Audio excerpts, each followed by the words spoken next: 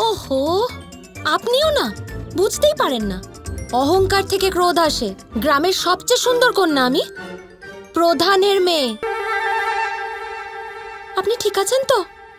হ্যাঁ। রাধা,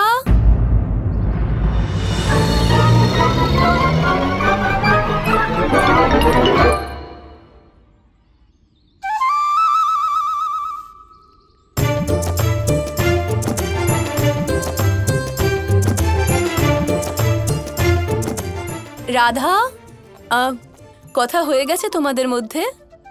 না না, এই তো বলছিলাম, নিজের ব্যাপারে বলছিলাম, ব্যাস আর কিছুক্ষণ। না না না না, কথা হয়ে গেছে, কথা হয়ে গেছে, যাও যাক।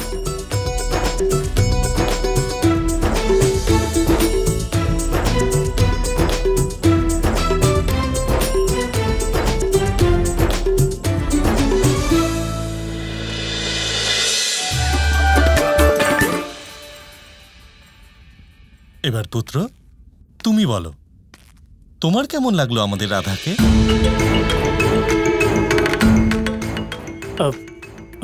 মানে কাকা,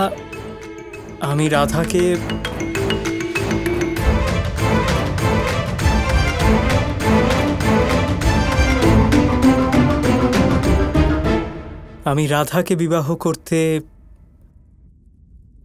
রাজি আছি।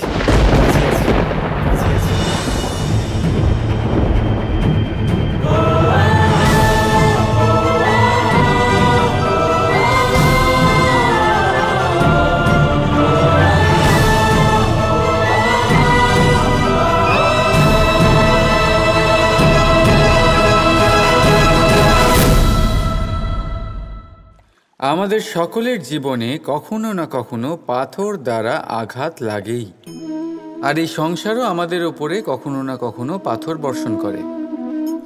কখনো আমাদের খারাপ ভেবে, আর কখনো আমাদের অসফল ভেবে, কখনো আমাদের বুদ্ধিহীন ভেবে। কারণ অনেক আছে, কিন্তু এই পাথর দ্বারা আমরা আঘাত পাবো কি পাবো না তা সম্পূর্ণ আমাদের হাতে। হয় আপনি এই পাথরের আঘাত পেয়ে চোখের জলে ডুবে থাকতে পারেন, আর নয়তো যদি আপনি চান তাহলে এই পাথর দিয়ে সেতু বানিয়ে সকল সমস্যার সাগর অতিক্রম করতে পারেন। সিদ্ধান্ত আপনার। এই পাথর, এ হলো প্রতীক আমাদের নিন্দার, আমাদের আলোচনার।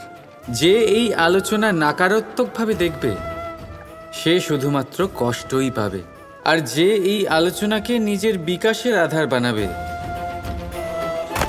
সেই সাফল্যের চূড়ায় পৌঁছবে। তাই মনে রাখবেন, আলোচনা আপনার শত্রু নয়, আপনার সবচেয়ে বড় মিত্র। রাধা রাধা।